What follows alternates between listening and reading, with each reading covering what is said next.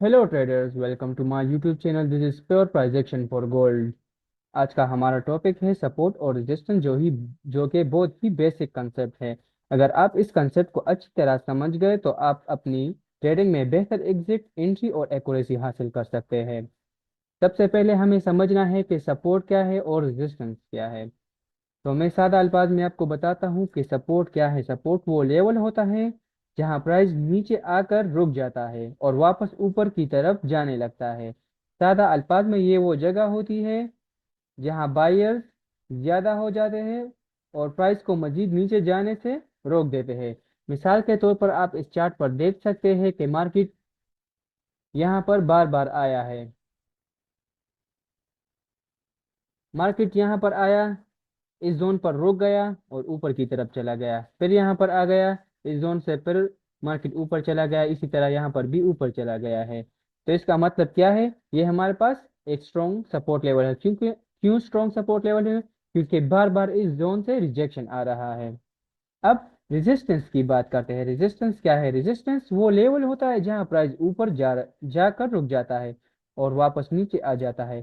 सादा अल्फाज में ये वो जगह होती है जहां सेलर ज्यादा हो जाते हैं और प्राइस को ऊपर जाने से रोक देते हैं। मिसाल के तौर पर आप इस चार्ट में देख सकते हैं कि ये जो एरिया है हमारे पास,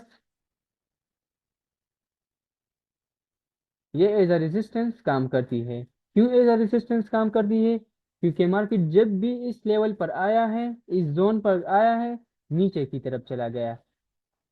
एक एक दो तीन चार पाँच छः सात बार मार्केट इस लेवल पर आया है और सातवें बार ही मार्केट नीचे की तरफ आया है। इसका मतलब यह है कि यहाँ पर ये हमारे पास एक स्ट्रॉन्ग रेजिस्टेंस है। अब हम समझेंगे कि सपोर्ट और रेजिस्टेंस तो हमने पहचान लिया, लेकिन मार्केट रेंडमली मूव करता है। उसके हिसाब से हम सपोर्ट लेवल को कैसे पहचाने कि ये वर्क करेगा या वर्क नहीं करेगा। तो मार्केट कभी सीधी लाइन में नहीं चलती, मार्केट हमेशा जिग जिग मूवमेंट करती है। जैसे कि आपको पता है कि मार्केट कभी भी 9 डिग्री में मूवमेंट नहीं करता, यह हमेशा जिग जिग मूवमेंट करता है। और इसी जिग जिग मूवमेंट के दौरान ही सपोर्ट और रेजिस्टेंस के लेवल बनते हैं। और इसके बारे में मैं आपको इस वीडियो के एंड में बताऊंगा कि ऐसा क्यों होता है और रेजिस्टेंस और सपोर्ट उस वक्त कैसे बनते हैं। अगर मार्केट में higher high, higher lows, higher high, higher lows, higher highs बन रहा है तो इसका मतलब यह है कि मार्केट अप ट्रेंड में है। और अगर मार्केट लोअर लो, लोअर हाई, लोअर लो, लोअर हाई में मूवमेंट कर रहा है तो इसका मतलब है कि मार्केट डाउन ट्रेंड में है। ये है मार्केट स्ट्रक्चर के बारे में। ये जो मैंने आपको हायर हाइज, हायर लोज बताई, ये है मार्केट स्ट्रक्चर को समझना। इसके बारे में मैं एक अगली वीडियो बनाऊंगा, तो आप चैनल को सब्सक्राइब करें ताकि जो भी वीडियो नई आएगी आपसे मिस ना हो। और हर ट्रेंड में आपको सपोर्ट और रेजिस्टेंस वाज़ेह नजर आएगा। कैसे? मैं आपको बताऊंगा अब। सपोर्ट और रेजिस्टेंस हमेशा एक एग्जैक्ट लाइन नहीं होते। जैसे ज्यादातर लोग एक लेवल यूज करते हैं, जैसे ने इस लेवल को टारगेट किया। अब वो क्या करेंगे? वो ये सोचेंगे कि मार्केट जब इस लेवल को टच करे तब ही हम मानेंगे कि मार्केट ने रेजिस्टेंस का रिस्पेक्ट कर लिया। लेकिन ये बात गलत है। क्यों गलत है? क्योंकि हमारे पास सपोर्ट और रेजिस्टेंस कभी भी एक लेवल या एक लाइन नहीं होती, ये एक जोन होता है। जैसा कि आप यहाँ पर देख सकते हैं, ये पूरा पूरा एरिया जो है ये रेजिस्टेंस का एरिया है, ये पूरा एरिया। अगर मैंने यहाँ पर लाइन ड्रा किया तो इसका मतलब ये है कि रेजिस्टेंस तक अभी मार्केट नहीं पहुंची, तो लोग यहाँ पर एंट्री लेंगे। तो ज्यादातर बिगिनर्स यहाँ पर एंट्री लेंगे कि बहुत ज्यादा, बहुत अच्छी तरह दो बुलिश कैंडल क्लोज हुए, यहाँ पर वो एंट्री लेंगे, ये उनका स्टॉप लॉस होगा। और इसी तरह उनका स्टॉप लॉस हिट हो जाएगा तो वो कहेंगे कि तो मार्केट बिल्कुल प्रॉफिट में नहीं जाता। इसलिए बिगिनर अक्सर गलती करते हैं कि वो एक लाइन, सिंगल लाइन ड्रा करते हैं, जबकि प्रोफेशनल हमेशा जोन को देखते हैं। अब हम सपोर्ट और रेजिस्टेंस तो हमने पहचान लिया कि ये हमें हमारे पास सपोर्ट जोन क्या है, रेजिस्टेंस का जोन क्या है। अब हम एंट्री कैसे लेंगे? सपोर्ट जोन भी पहचान लिया, हम सपोर्ट पर कैसे एंट्री करेंगे। रेजिस्टेंस भी हमने पहचान लिया, हम रेजिस्टेंस पर एंट्री कैसे लेंगे। तो आप सबसे पहले बड़े टाइम फ्रेम पर जाएंगे। जितना ही बड़ा टाइम फ्रेम होगा और बड़े टाइम फ्रेम पर सपोर्ट या रेजिस्टेंस का जोन होगा, वो इतना ही स्ट्रोंग होगा। जैसे कि आप यहाँ पर देख सकते हैं, यहाँ पर मार्केट ने बार बार रिजेक्शन दिया है। इसका मतलब ये है कि ये हमारे पास एक रेजिस्टेंस है। नीचे अगर आप देखें तो इस जोन से मार्केट बार बार ऊपर की तरफ गया है। जैसे ही इस जोन को टच किया ऊपर गया, फिर यहाँ पर टच किया, लाइव मार्केट में भी ये टच किया, ऊपर की तरफ गया। उम्मीद है कि ये मार्केट 476 से 480 तक आ जाए। अब हम इसमें एंट्री कैसे तलाश करेंगे? बड़े टाइम फ्रेम पर तो हमने जोन, सपोर्ट और रेजिस्टेंस तलाश कर लिए। अब हम जाएंगे कम टाइम फ्रेम पर। अगर आप 5 मिनट टाइम फ्रेम में ट्रेड करते हैं तो 5 मिनट पर जाए, अगर 15 मिनट पर करते हैं तो 15 मिनट पर जाए। फर्ज करें अब हम सपोर्ट लेवल पर अपने लिए एंट्री ढूंढेंगे, तो कैसे एंट्री ढूंढेंगे? यहाँ पर आप देखिए, मार्केट नीचे आया, सपोर्ट को टच कर लिया। अब हम यहाँ पर बाय करेंगे। तो बाइंग के लिए हमें क्या चाहिए? कंफर्मेशन चाहिए हमें। कंफर्मेशन क्या होगी कि इस जोन का रिस्पेक्ट होगा नहीं होगा। अगर इस जोन का रिस्पेक्ट कर लिया मार्केट ने, तो मार्केट यहाँ से ऊपर की तरफ जाएगा। अगर नहीं किया तो मार्केट इस जोन को ब्रेक कर देगा। यहाँ पर मार्केट ने इस जोन का रिस्पेक्ट किया है, ऊपर की तरफ गया है। ये हमारे पास क्या है? First leg, full back, second leg. मैंने आपको फिबोनाची रिट्रेसमेंट पर एक वीडियो बनाई थी और उसमें मैंने 3 लेवल्स के बारे में बात की थी। कि फिबोनाची में 3 लेवल्स होते हैं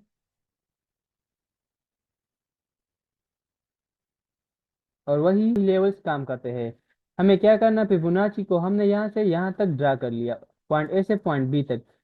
मैंने आपको 3 लेवल्स के बारे में बताया था। एक लेवल था 0.3, एक था 0.5 और एक था 0.6।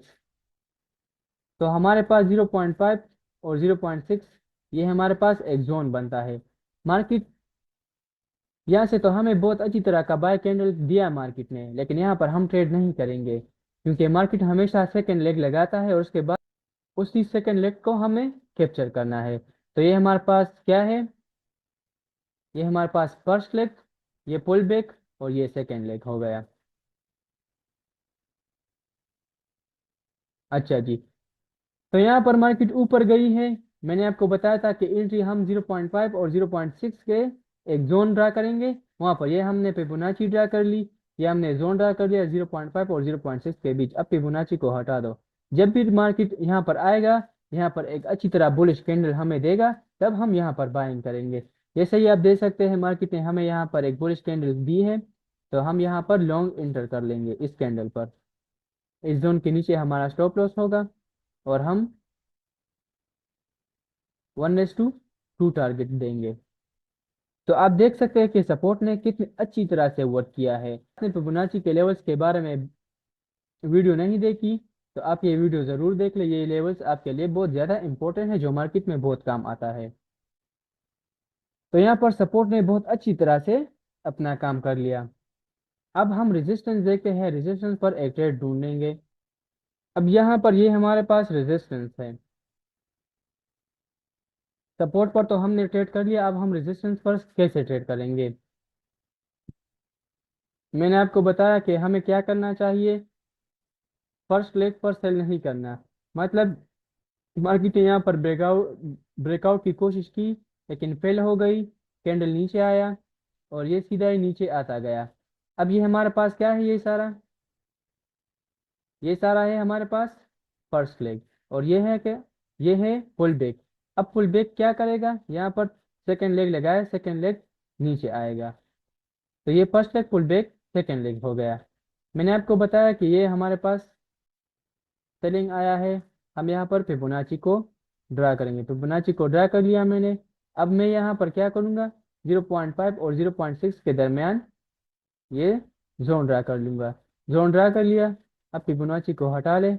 जब भी मार्केट इस जोन को टच कर ले, तो मैं क्या करूँगा? यहाँ पर ट्रेड एक्टिव करूँगा। मार्केट ने यहाँ इस जोन को टच कर लिया, हमें एक अच्छी बेयर कैंडल दी, हम यहाँ पर शॉर्ट का ट्रेड लगा लेंगे।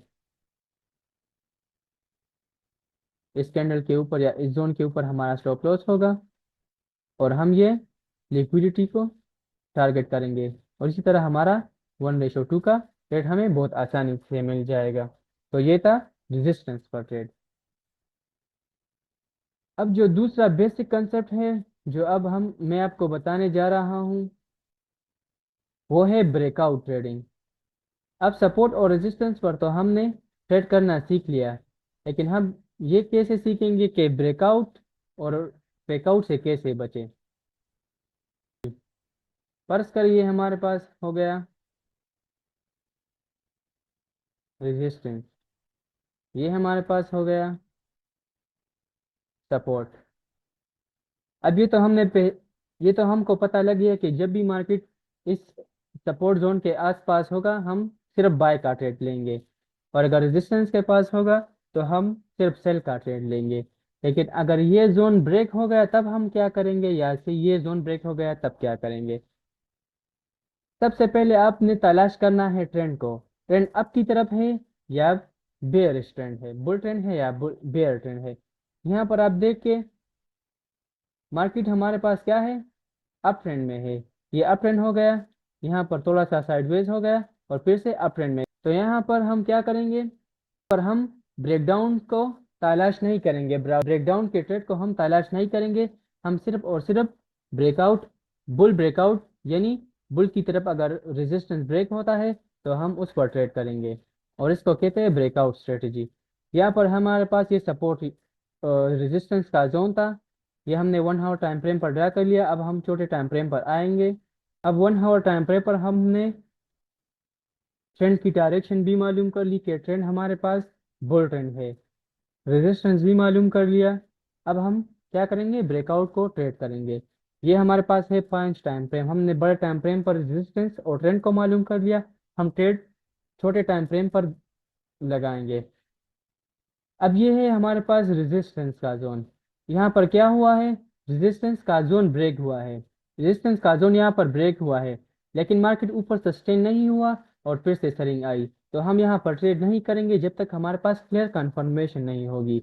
अब इस कैंडल को आप देखें, बहुत अच्छे वॉल्यूम के साथ इस कैंडल पर मार्केट ने हमें ब्रेकडाउन दिया। तो हम समझ जाएंगे कि अब मार्केट इस जोन को ब्रेक कर चुका है, लिक्विडिटी ले लिया सेलर्स का, अब मार्केट ऊपर की तरफ जाएगा।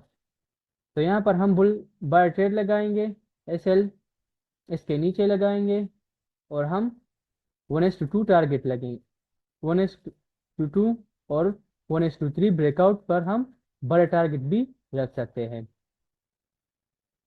तो ये था ब्रेकआउट का ट्रेड।